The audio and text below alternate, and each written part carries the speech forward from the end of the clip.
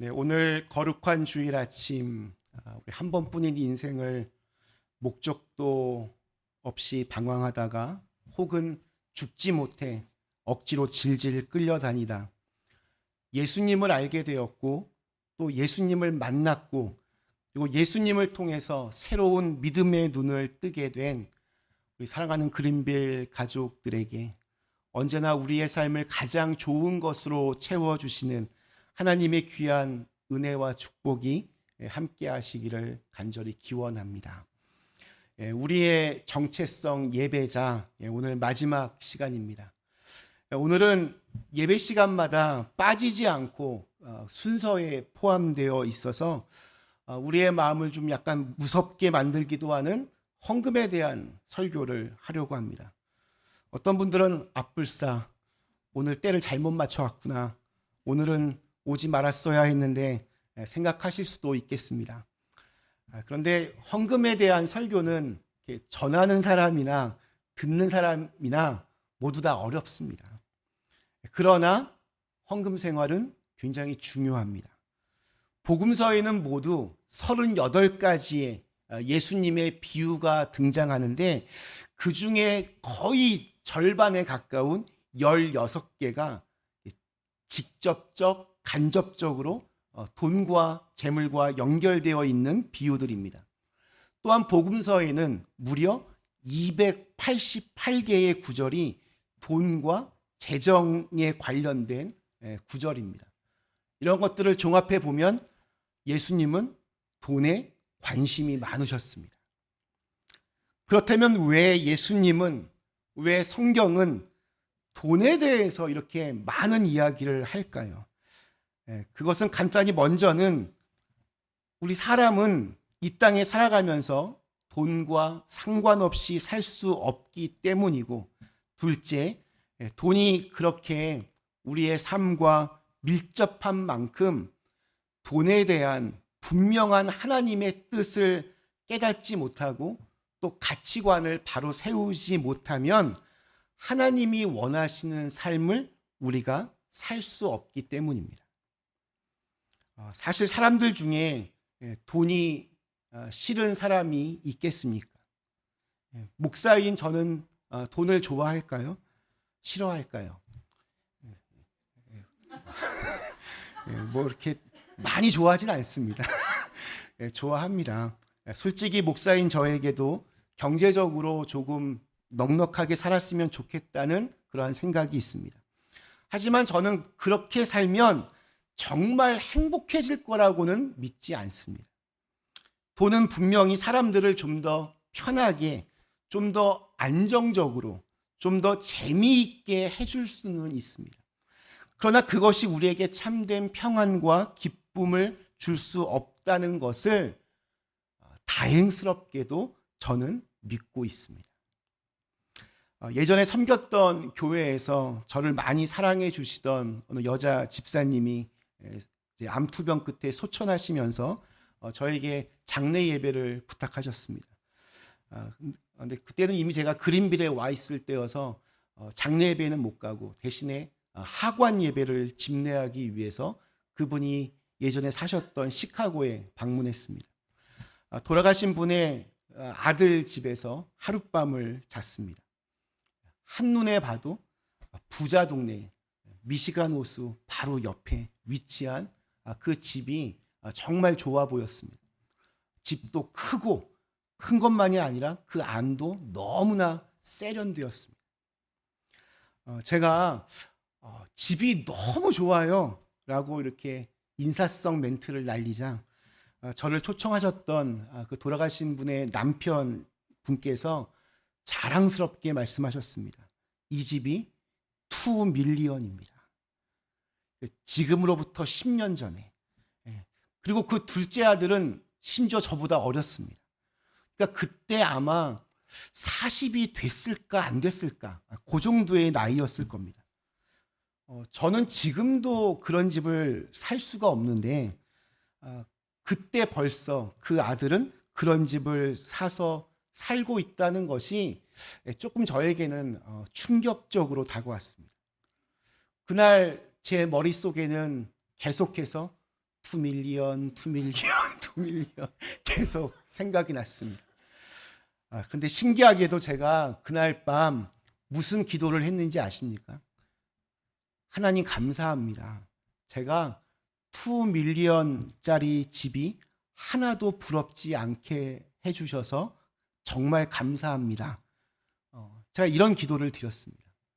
믿으실지 모르겠지만 정말 그렇습니다.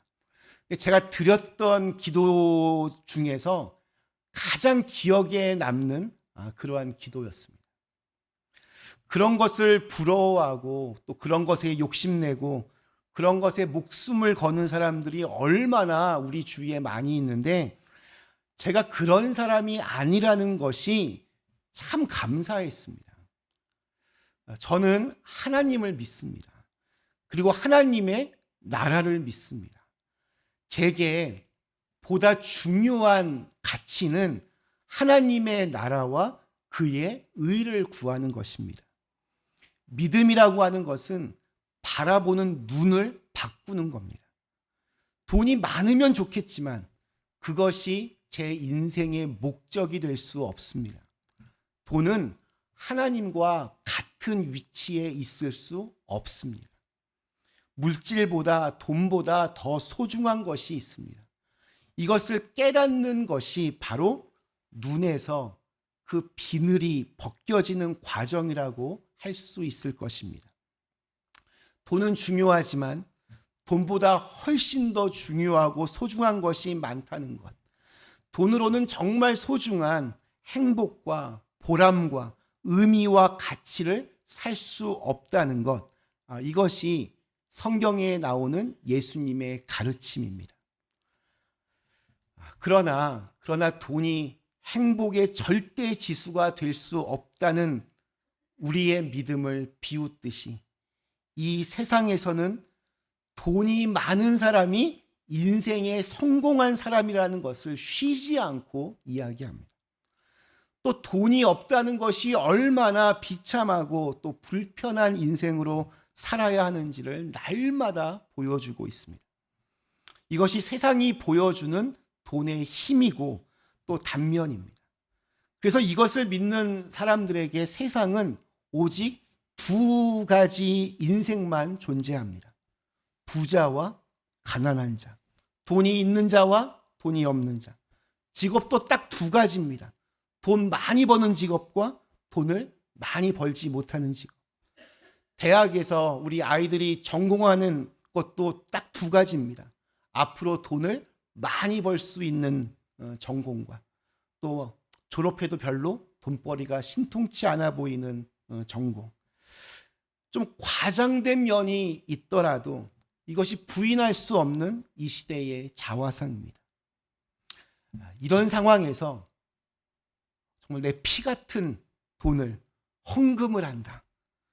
하나님께 헌금을 드린다는 것은 정말 미친 것처럼 보입니다. 그래서 가끔 이런 적당한 타협을 교회에서 목사님들이 하기도 합니다. 우리가 헌금을 드리면 하나님께서 그것을 2배로, 10배로, 100배로 갚아주신다.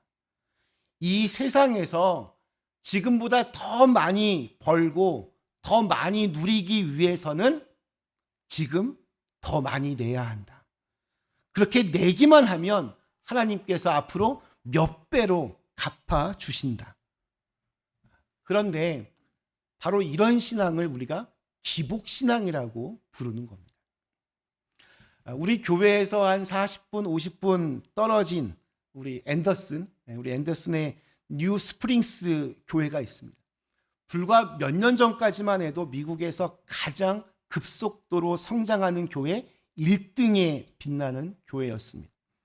한창 때는 그 촌에 3만 명이, 물론 교회가 캠퍼스가 많이 있어서 다 합치면 3만 명이 모이는 미국 전체에서 두 번째로 큰 교회로 꼽히기도 했습니다. 150명의 성도들과 2000년의 교회를 개척한 페리 노블 목사님은 11조 설교와 캠페인으로 아주 전 세계적인 화제를 낳은 적이 있었습니다.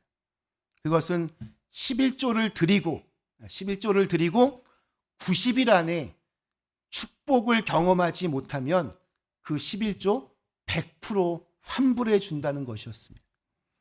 이 노블 목사님은 말라기 3장을 기반으로 설교하셨습니다. 만군의 여호와가 이르노라. 너희의 온전한 11조를 창고에 들여 나의 집에 양식이 있게 하고 그것으로 나를 시험하여 내가 하늘 문을 열고 너희에게 복을 쌓을 곳이 없도록 붙지 아니하나 보라. 그래서 대대적인 캠페인을 벌였습니다.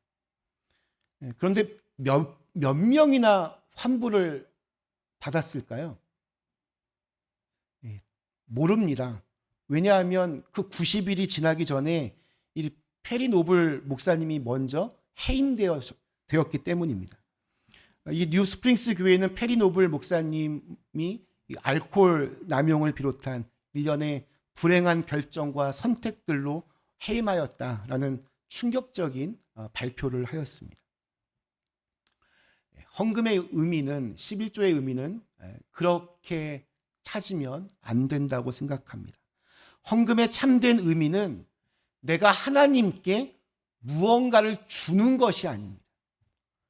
돈 내고 돈 먹기처럼 내 돈을 2배로 뻥튀기 하기 위해서가 아닙니다. 나에게 무언가를 아주 작은 것이라도 드릴 수 있는 재물을 주시고 건강을 주시고 또 믿음을 주신 하나님이 너무 감사하고 그 은혜가 너무 고마워서 조금 부담이 되기는 하지만 기쁜 마음으로 하나님께 드리는 것이 헌금입니다. 그 마음을 하나님께서 기뻐 받으시고 그런 사람들에게 하늘의 축복으로 함께 하실 줄로 믿습니다. 우리 교회에서 우리 주보에 보시면 지난주 헌금 통계가 있습니다. 헌금에는 여러 종류가 있습니다. 우선 11조가 있습니다. 내 소득의 10분의 1을 우선 떼어놓고 그것을 하나님께 드리는 것입니다.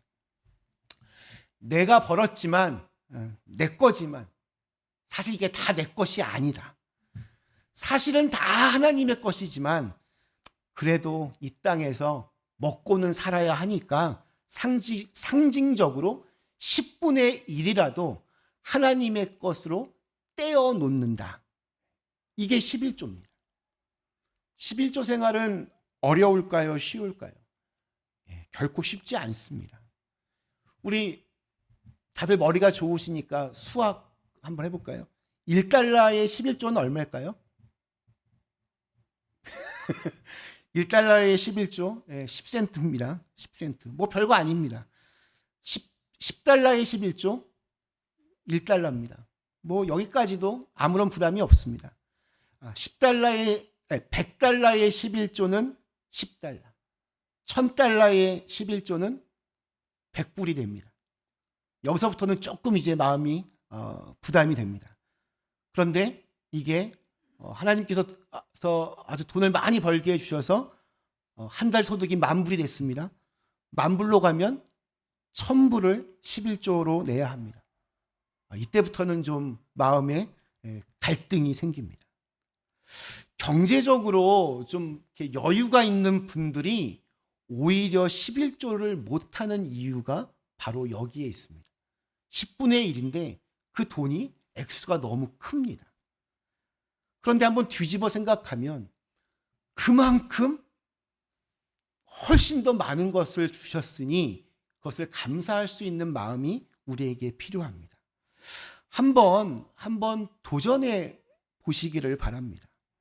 내 모든 수입이 사실은 내 것이 아니라 하나님께서 나에게 주신 축복이며 선물이다. 고백할 수 있어야 합니다. 11조 드릴 수 있는 아주 간단하고 쉬운 방법이 있습니다. 제가 알려드릴 테니 한번 도전해 보시기 바랍니다. 그냥 무조건 먼저 하나님의 것으로 떼어놓는 겁니다.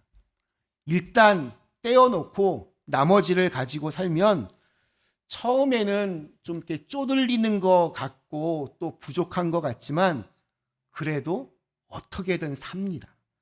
시간이 지나 익숙해지면 큰 불편함이나 부족함도 있게 됩니다. 늘 처음이 어렵습니다. 시작이 어렵습니다. 그러나 이것은 다 하나님의 것입니다. 고백하면서 하나님이 나의 주인이십니다. 그런 자세로 살아야만 이것이 가능해집니다. 처음에는 어렵지만 하다 보면 쉬워집니다. 또 저희 교회에는 뭐 한 달에 10만 불 이상 버시는 분은 아마 없기 때문에 좀 더 쉽게 도전해 보실 수 있으리라 생각합니다. 네, 또 우리 헌금에는 감사 헌금도 있습니다. 사실 모든 것이 다 감사하지만 일주일 동안 특별하게 감사한 것을 좀 생각해 보고 또 헌금 봉투에 그걸 한번 기도하는 마음으로 적어내는 그러한 헌금입니다. 때로는 요즘 기도하고 있는 기도의 제목을 기도하는 마음으로 적어내기도 합니다. 또 주일 헌금 혹은 우리가 주정 헌금은 주일 예배 때 내가 정해놓은 헌금을 준비된 마음으로 드리는 것입니다. 우리 미국 교회에 저 있을 때 이렇게 보면 미국 교회에서는 1년 동안 내가 드릴 헌금을 미리 약정을 합니다. 그래서 그 약정 캠페인도 합니다. 그래서 그 1년 동안 내가 낼 것을 약정한 헌금을 이제 매주로 쪼개서 그 헌금을 드리는 것이 주정 헌금입니다. 그 밖에도 여러 종류의 목적 헌금들이 있습니다. 뭐 성교 헌금도 있고 건축 헌금도 있습니다. 하나님께서 주시는 어떤 마음의 울림이 있을 때, 부담이 있을 때 특별한 목적을 위하여 하나님께 드리는 것입니다. 헌금에 대해서 오해하시는 분들도 간혹 있어서 좀 이건 좀 말씀을 드리고 싶습니다. 마치 교회를 어떤 가게로 또 목사는 그 가게의 주인으로 여겨서 교인들이 헌금을 내면 그것을 목사가 마음대로 다 갖는다라고 생각하는 분들도 많지는 않지만 간혹 있습니다. 그런데 그렇지 않습니다. 저는 연회에서 정해진 기준에 따라 그리고 우리 교회의 상황에 맞추어서 이제 생활비를 받습니다. 저희 교회는 재정적으로 아주 투명한 교회입니다. 지금도 친교실 게시판에는 작년 결산과 또 올해 예산이 아주 자세하게 보고서로 이렇게 비치가 되어 있습니다. 언제든 그것을 보고 확인할 수 있습니다. 또 하나는 저는 여러분들이 얼마나 헌금을 하시는지 모릅니다. 그저 한 주일에 헌금 총액만 우리 재정위원회로부터 넘겨받아서 그것을 주보에 심는 것, 그게 저의 역할입니다. 왜냐하면 목사도 사람인지라 마음이 흔들리게 마련입니다. 여기 계신 모든 분들이 다 하나님께서 제게 맡겨주신 분들인데 누가 얼마나 헌금을 하는지 알게 되면 저도 모르는 사이에 저분은 얼마 내시는 분, 저분은 어떤 분 이렇게 차별할 수 있겠다. 스스로 제가 얼마나 연약한 존재인지 알기 때문에 처음 부임할 때부터 계속 그렇게 하고 있습니다. 목회를 하다 보면 여러 종류의 교인들을 만나게 됩니다. 지금까지 목회하면서 부자인 분들 아주 여러 만나보았습니다. 아주 가끔은 겸손한 분들도 계시지만 대부분은 자신들이 얼마나 부자인지를 저에게 자랑하기를 좋아하셨습니다.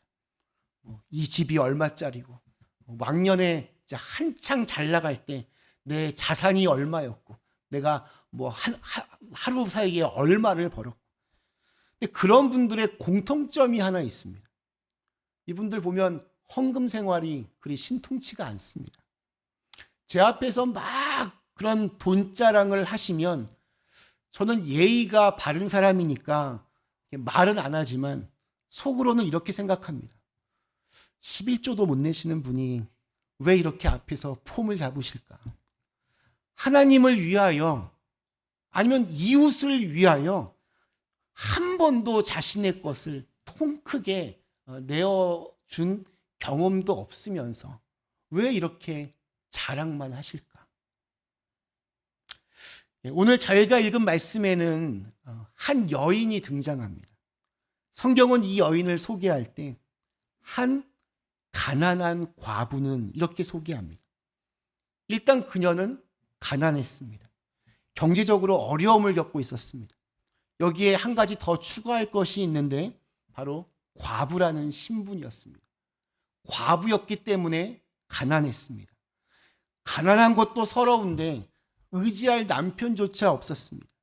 당시 사회에서 가장 취약계층을 말할 때 등장하는 표현이 바로 고아와 과부입니다. 하나님을 표현할 때 고아와 과부를 돌보시는 하나님, 이런 표현들이 성경에 나옵니다. 누군가의 도움이 있어야만 생존할 수 있었던 시대였습니다. 유월절을 지키기 위해 예루살렘 성전에 정말 많은 사람들이 모였습니다. 다시 말하면 그 어느 때보다 많은 사람들이 헌금을 하고 있던 상황이었습니다. 그런데 예수님께서 다른 모든 사람들의 헌금보다 가난한 이 과부의 두 렙돈, 두 동전의 헌금을 칭찬하셨습니다. 성전을 방문한 사람들은 성전으로 들어가기 전에 바로 그 앞에 설치한 헌금함에 헌금을 했습니다.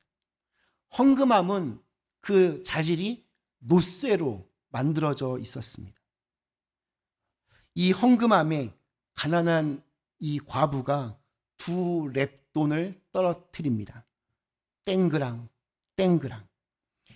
당시에는 모든 화폐가 동전이었습니다. 비교적 낮은, 가치가 낮은 화폐, 예를 들면 렙돈, 고드란트, 아사리온, 이런 거는 청동화로 만들어졌습니다. 반면에 좀 가치가 높은 고가치의 화폐들, 데나리온, 세겔, 문화, 달란트, 이런 건 은화로 만들어졌습니다. 역사의 기록에 따르면 사람들은 이 성전에 올 때 더 많은 헌금을 드리는 것처럼 보이기 위해서 은화를 청동화로 바꾸어서 마치 엽전 한 뭉치처럼 부풀려서 이 노쇠 헌금함에 떨어뜨렸다라고 합니다. 우리 오늘날에도 우리 100달러, 100불짜리 한 장을 봉투에 넣는 것보다 1달러짜리 100개를 봉투에 넣어서 헌금을 드리거나 아니면 누군가에게 주면 그것이 훨씬 더 굉장히 많은 것처럼 보이는 것과 똑같은 이치입니다. 그래서 당시의 이 분위기는 이왕이면 소리가 더 크게 나도록 하기 위해서 동전을 많이 바꿨다고 합니다. 그런데 이 과부는 드릴 수 있는 헌금이 고작 동전 2개, 두 렙돈이었습니다.